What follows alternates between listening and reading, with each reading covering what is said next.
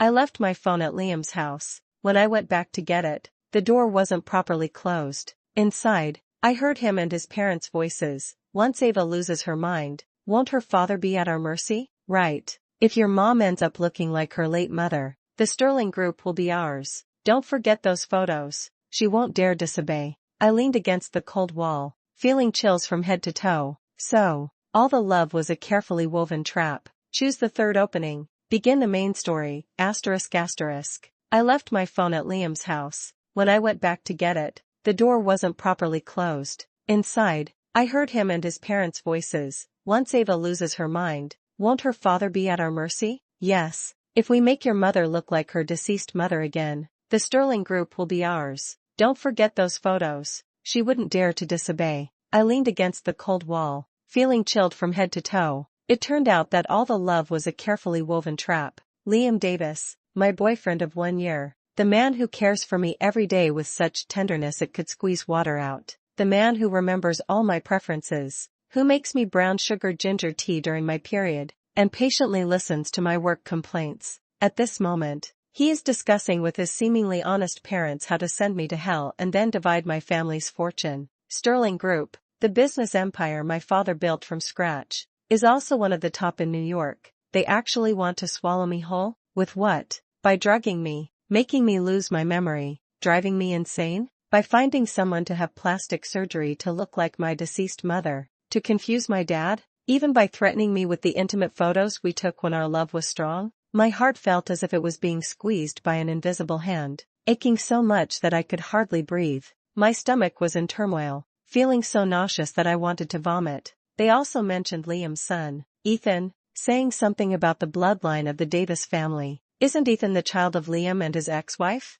Is there something here that I don't know? The amount of information was overwhelming, making my head spin. I bit my lip hard, tasting the metallic tang of blood, barely regaining a shred of clarity. I can't rush in. If I storm in now to question them, all I'll do is alert the enemy. What else could I possibly gain? I have already given him a downtown apartment, a Porsche, and those expensive daily gifts. If we tear things apart directly, most of these things are unlikely to be recovered. More importantly, I can't let them know that I already know the truth. I want them to pay the most painful price for their greed and malice. I silently stepped back, leaving that nauseating house as if what I had just heard was nothing but a nightmare. But the pain of my nails digging into my palm reminded me that it was all real. Back in my apartment, I rushed into the bathroom and washed my face over and over, trying to wash away that sticky feeling of disgust. The reflection in the mirror showed a pale face, but my eyes were unusually cold. Ava Sterling, you are not a flower grown in a greenhouse. Your father made a name for himself in New York's business world, and his blood runs through your veins. Stay calm. Revenge requires a plan. The next day, Liam came to my apartment as usual, carrying a sandwich from my favorite breakfast place. He smiled brightly, his eyes gentle. Baby, why didn't you reply to my message last night? I was so worried. I looked at his hypocritical face and almost lost control, wanting to splash coffee on him, but I held back. I forced a somewhat tired smile. Sorry, there was some work at the company last night. I was busy and forgot. He immediately became nervous. What's wrong? Are you too tired? How about taking the day off today, and I'll keep you company? No need. I waved my hand casually, pretending to be relaxed. As I got up, I accidentally tripped on the carpet and fell toward him. My knee precisely struck his most sensitive spot. Ow! Liam let out a miserable scream, instantly curling up like a shrimp, cold sweat pouring down. Oh my God, Liam, are you okay? I held him in a panic, my voice filled with guilt and worry. I'm sorry. I didn't mean to. Are you all right? He was in too much pain to speak, only able to wave his hand, his face even paler than mine. I quickly helped him lie down on the sofa, fetching ice packs and pouring water. It's all my fault, being so clumsy. My eyes were red. We had planned to go shopping with Aunt today, and now look at this. Liam gritted his teeth in pain, forcing himself to say, I'm fine, don't worry. My mom, maybe another day, I'll talk to her. Objective achieved. His mother had long been unable to resist the desire to experience the life of a wealthy socialite. How could I possibly let her have her way? I insisted on taking him to the hospital for a checkup, registering, paying the fees, acting like a perfect model girlfriend. After the doctor examined him, He said it was nothing serious, just a bruise, and he needed a few days to rest. Liam was deeply moved. Ava, you're so kind. I sneered inwardly but responded gently. What nonsense are you saying? Taking care of you is only right. After settling him down, I used the excuse of an urgent matter at the company and left the hospital. On the way, I called my dad. Dad, have you been busy lately? Not too bad. What's up, my dear daughter? Missing your dad? Came my father's cheerful voice from the other end of the line. I was silent for a moment, then asked casually, Dad, if there was someone who looked a lot like Mom, would you be moved? There was silence on the other end of the phone for a few seconds. Then my father's resolute voice came through. Your mother is one of a kind. No one can replace her. In my heart, she will always be there. He paused, his tone turning serious. Ava, did someone say something to you? Or, did something happen to you? No, I quickly denied. I just watched a movie yesterday and felt a bit emotional. Dad,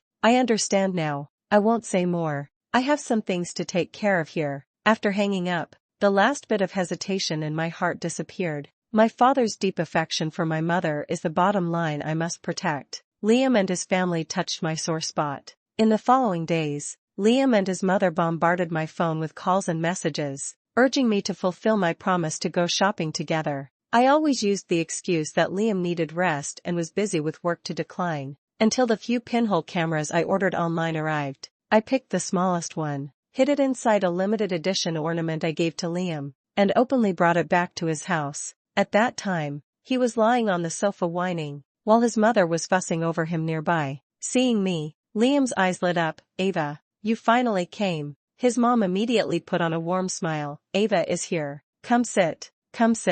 I put down my things, my face showing just the right amount of guilt and apology. Liam, I'm sorry. The company has been so busy these past few days. I haven't been able to spend much time with you. Then, I shifted my tone, adding a touch of grievance and vanity. Yesterday I went to a party hosted by one of Dad's business partners. You know his daughter, Jessica, the one with that look like her eyes are on top of her head? She actually sarcastically said that our sterling family is falling apart, that even the future son-in-law's wedding is being planned so simply. I angrily stomped my foot. I was furious at that moment. I told her straight up, Liam and I's wedding will definitely be the grandest and most luxurious in all of New York. Just wait and see. Liam and his mom's eyes instantly lit up like light bulbs. Really, Ava? Liam excitedly tried to sit up, but it hurt his injury and he gasped in pain. Of course it's true, I said seriously. I've already decided, the venue will be the most expensive lawn in Central Park. The wedding dress will be custom-made by Vera Wang,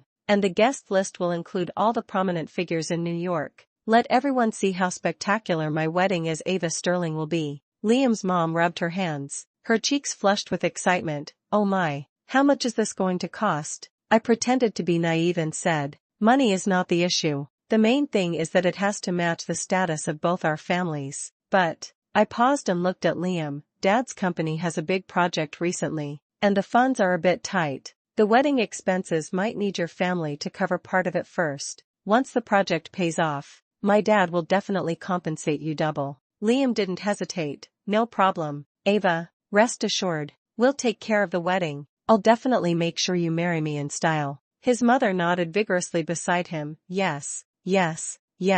Money is not the issue. The most important thing is for you to be happy. Watching them get carried away by the luxurious wedding and future wealth, I sneered coldly in my heart. Greed is the best bait. In the days that followed, I took Liam and his mother and began the journey of preparing for the luxurious wedding. I always pick the most expensive venue, the top-floor banquet hall with the best view in Manhattan, booked exclusively. Wedding dress, Italian handmade haute couture, expedited. Wedding ring, the largest carrot pigeon egg from Harry Winston. Wedding planning company? I went straight to my childhood friend Max, whose family specializes in high-end wedding planning. I gave Max a heads up in advance, telling him to be fully prepared and to cooperate with me in playing out this act perfectly. Every time I made a choice, I acted both excited and clueless, repeatedly emphasizing, Dad said the wedding must be grand, and the money will be reimbursed to you later. Liam's family was dazzled by the grand vision I painted.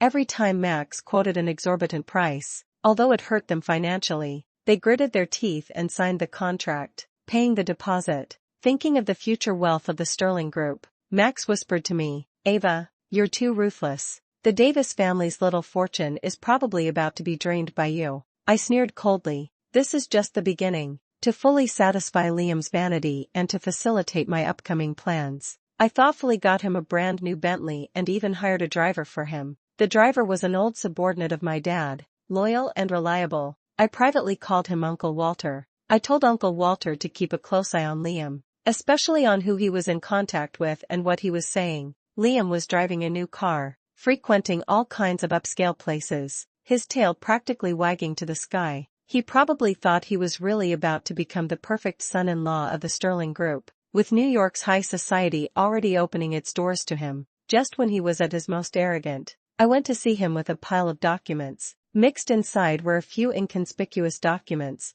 the transfer papers for the apartment I gave him, along with several power of attorney forms. "Liam, there are so many details to confirm for the wedding, plus the guest RSVPs and such. Take a look and sign here." I piled the documents in front of him, pointing to the places that needed his signature. He was busy showing off his new car and the upcoming wedding of the century to his rowdy friends on InstaChat. Not even looking up. "Baby, you handle it. I trust you." "That won't do. There are many things you need to personally confirm and sign," I insisted. He impatiently picked up the pen and signed his name in a flourish exactly where I pointed, without even glancing at the content. "Done." I put away the documents and looked at his foolish expression, feeling completely unmoved. Foolishness and greed destined his fate today. Paid point hook preset position. Just as I was methodically advancing the plan, an unexpected person contacted me. It was Liam's ex-girlfriend, or rather, one of his many lovers, known in the circle as Chloe. She sent a message. "Ava Sterling, I know the secret of your fiancé Liam. Want to know? Come see me with sincerity." Attached to the message was a thumbnail of a photo. Although blurry, I recognized at a glance that it was me. It was the private photo that Liam said he had accidentally deleted. It turned out the photo was in his ex-girlfriend's hands. Moreover, judging by her tone, it seems to be more than just a simple photo. This Chloe, is she an enemy or a friend? What does she want? To blackmail me? Or to team up against Liam? It seems a new variable has appeared in my plan. I replied to her, "Time and place. Paid content can be set here." I arranged to meet Chloe at a quiet cafe. She looked more glamorous than in the photos, yet more haggard. She got straight to the point. "I know Liam's family is scheming over your family's property." I neither agreed nor disagreed. "So? I can help you." She pulled out a cigarette and lit it, her eyes filled with resentment amid the swirling smoke. "But you have to help me too." "What do you want from me?" "Money, and to ruin Liam and his mother's reputation." She took a harsh drag of her cigarette. "They deceived me, used me, and then wanted to kick me aside? Not that easy." I looked at her. "The photo is in your hands?" She nodded. "That idiot Liam left the hard drive with the photos here with me. He said after you two get married, he would use it to threaten your dad and squeeze out more benefits. Besides the photos, is there anything else?" I asked. Chloe hesitated for a moment, as if making a big decision. I'm pregnant. It's Liam's." I raised an eyebrow and calmly took out a document from my bag, pushing it in front of her. It was Liam's medical examination report, which I had previously concerned about his health and asked him to undergo a comprehensive checkup, specifically requesting the doctor to add this test. The report clearly stated azoospermia. Chloe's face instantly turned pale. She grabbed the report, looked at it repeatedly, her fingers trembling. "No. Impossible. This can't be." "Nothing is impossible," I said calmly. "Liam Davis is physiologically incapable of impregnating any woman. You know in your heart whose child this is." Chloe slumped in the chair, her eyes vacant. After a long time, she finally lifted her head, her eyes filled with tears and overwhelming hatred. "That bastard. He knew all along he couldn't. He got me pregnant to use the child to tie you down. Or to swindle money from your family with the child. His mother knew too." Chloe gritted her teeth. "She even secretly gave me tonics, telling me to take good care of the pregnancy and have a Davis family heir. Their whole family are liars, demons." I looked at her as she broke down and handed her a tissue. "Now, who do you still want to have this child for?" Chloe shook her head violently, her eyes filled with determination. "No, I want revenge. I want them to pay the price." "Good." I nodded. "Give me the hard drive." And I'll give you a sum of money enough for you to handle what comes next and start a new life. There will be another payment after it's done. I don't want money, Chloe suddenly said. I just want them to be disgraced. I want to personally testify against them. I was somewhat surprised, but then I understood her hatred. All right, I said. Pleasure doing business with you. After leaving the cafe, I obtained the hard drive containing the photos. At the same time, I gained an unexpected ally. Returning home, Liam and his parents were sitting in the living room, seemingly waiting for me. Seeing me come back, Liam's mother immediately took on the tone of an elder. Ava, where have you been? You didn't answer any of the calls. Also, when will the final payment for the wedding be made? The wedding company has been urging us several times. Liam frowned as well. Yeah, Ava, Max said if the final payment isn't made soon, the venue and the wedding dress will be cancelled. Their faces were full of anxiety and urgency. It seems that in order to pay those exorbitant deposits, they have already emptied their family savings and are now counting on me to quickly make up for it.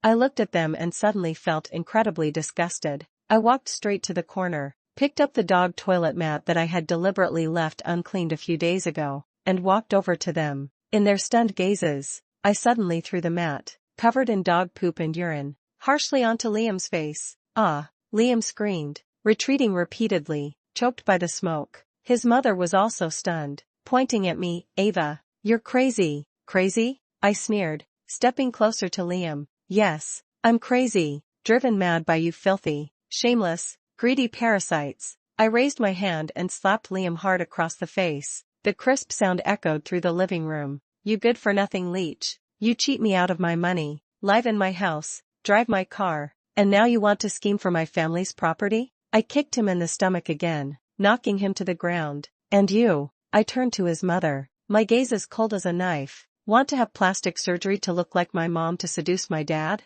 Do you think you're worthy? Take a good look in the mirror at that face of yours. Liam's dad wanted to come up and break it up, but I glared at him and sent him back. Your whole family is a den of snakes and rats. You're simply trash. Liam covered his face, both shocked and angry. Ava, what are you crazy about? Who's scheming for your family's property? Who wants plastic surgery? His mom also came to her senses and started throwing a tantrum. You little bitch. Spreading lies. Liam has been so good to you. And you actually hit someone. We're going to call the police. Seeing them still stubbornly denying it, I suddenly changed my tone, wearing an expression of sudden realization, but my voice was full of sarcasm. Oh, I get it. I pointed at Liam on the ground. Do you have someone on the side? And is it a guy? No wonder you've been so secretive lately, and even hurt yourself there. Liam Davis, you're actually cheating on me with a man? Liam was stunned, and his parents were stunned too. This accusation was clearly beyond their expectations. What nonsense are you talking about?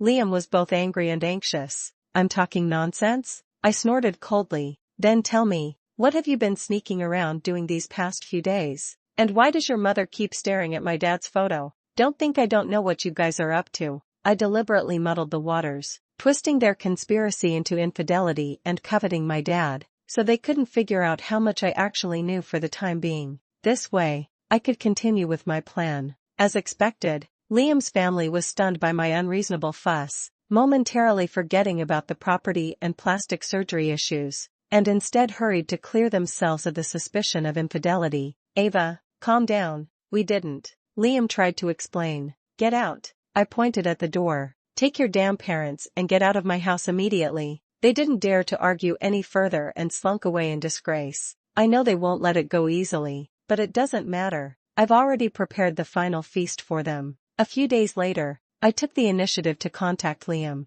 Liam, I'm sorry. I was too impulsive that day. I softened my tone, full of apology. I might have misunderstood you. To make it up to you, let's have dinner with Uncle and Aunt tonight, at that new seafood restaurant downtown. I've already made a reservation. On the other end of the phone, Liam clearly breathed a sigh of relief. Ava, I knew you were just angry for a moment. All right, see you tonight. After hanging up, a cold smile curled at the corner of my mouth. The trap feast had begun. I chose the most expensive private room in the restaurant, ordered the finest seafood, and opened a bottle of rare vintage Moutai. Liam's family arrived as promised, their faces wearing an unmistakable greedy and hypocritical smile. Ava, oh, you've gone to so much trouble, Liam's mother said insincerely. It's my duty, uncle and aunt. It was my fault before. I personally poured them wine and served the dishes, acting extremely dutiful. After several rounds of wine and a variety of dishes, I watched them eat until their mouths were greasy and drink until their faces were flushed.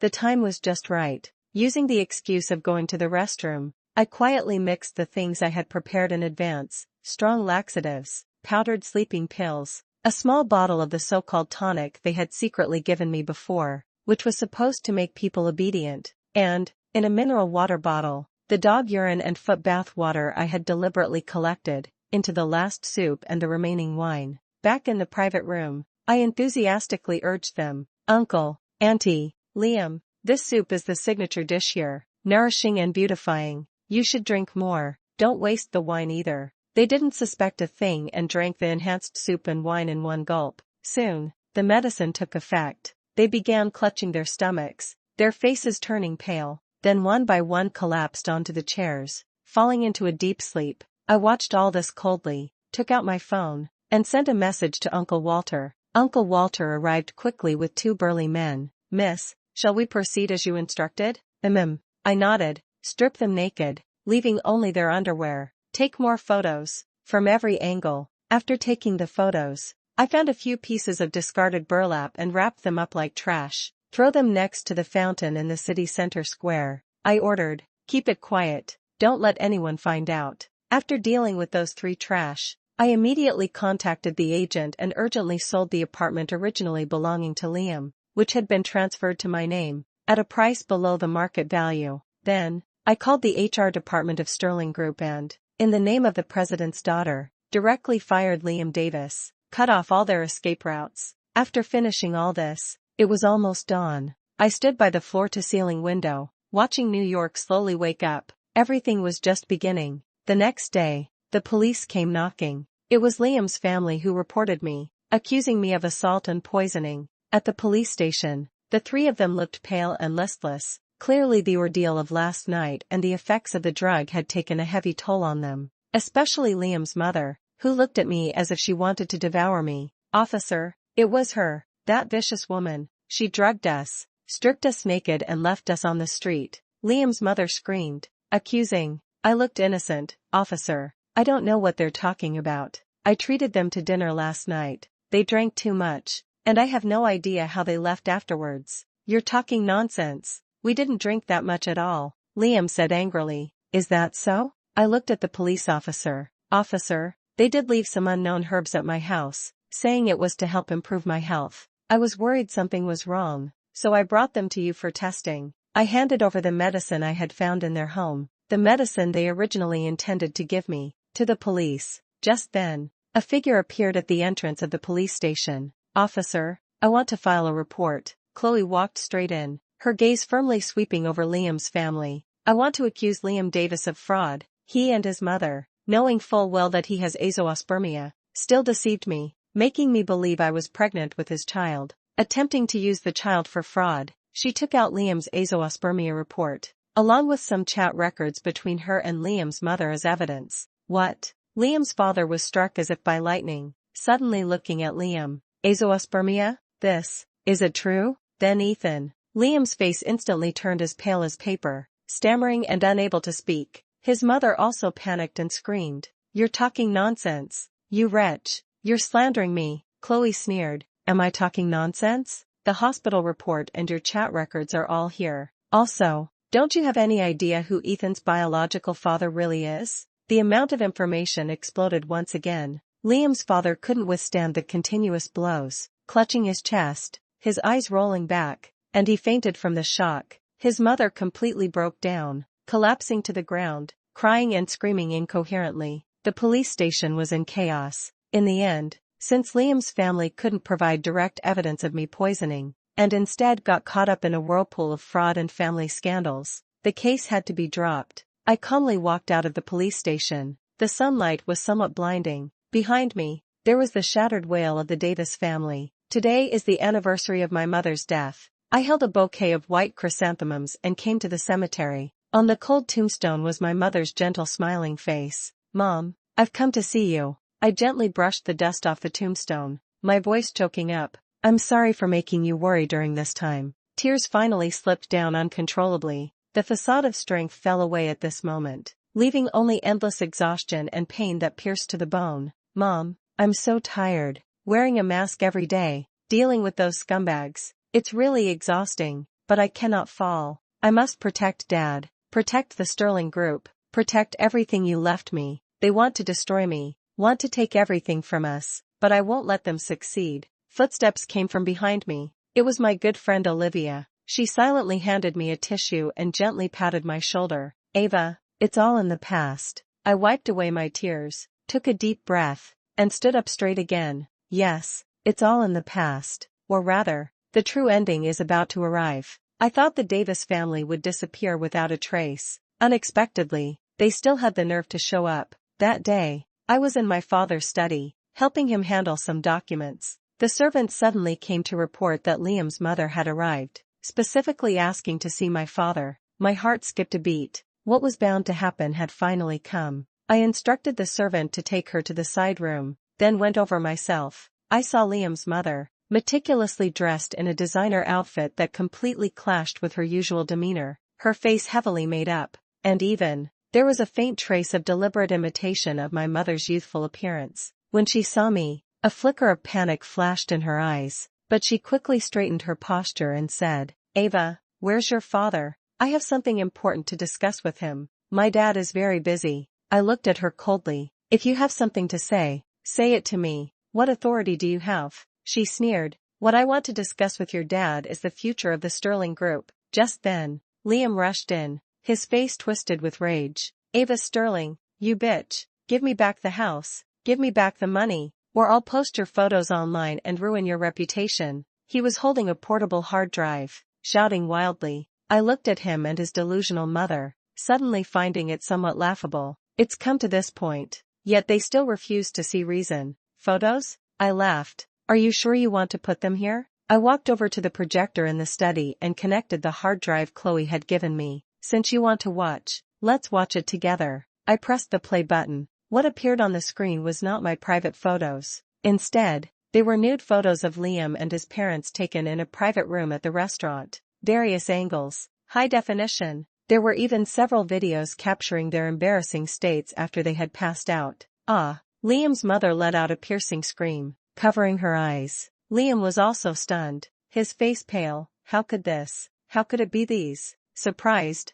aren't you? I walked up to him, my voice cold. You think I'm stupid enough to let you hold my leverage? The moment you handed the hard drive to Chloe, the contents inside had already been replaced by me. Take a look at this. I paused and looked at another photo on the projection. A close-up of Liam's father with a strange woman. Oh right, I forgot to tell you. Your dad has more than just your mom on the outside. This one seems to be a subordinate at his company. TSK. Quite the drama. Liam's mother suddenly looked up, staring fixedly at the photo on the screen, her body trembling. The shock of the information was too much. She seemed unable to bear it. She suddenly turned to Liam, her eyes wild, her voice sharp. Retribution. It's all retribution. She pointed at Liam and laughed hysterically. Do you know? You're not your father's son at all. You're his brother. You're the child of me and his father. Me and his father. Ha ha ha. The Meng family? The Davis family? They're all cut from the same cloth. Prohibited.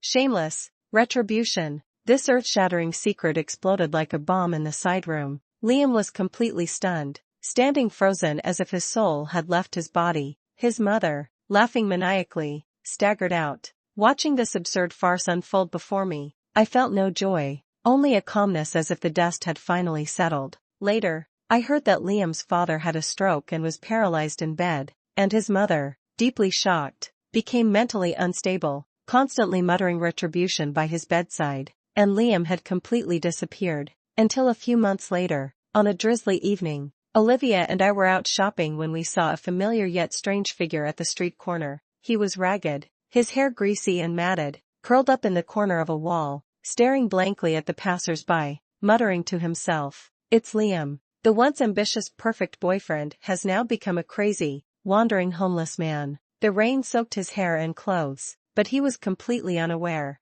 Olivia tugged at me. "Ava, let's go." I nodded and turned to leave. No sympathy, no mercy. Everyone must pay the price for their own choices. Greed and evil thoughts will ultimately consume oneself. I am grateful that I heard the truth behind that door, grateful that I was not blinded by so-called love, grateful that I broke free from that quagmire in time. The rain is still falling, but my world has already cleared up. I have family by my side, friends, and people who truly care about me. My life is still very long.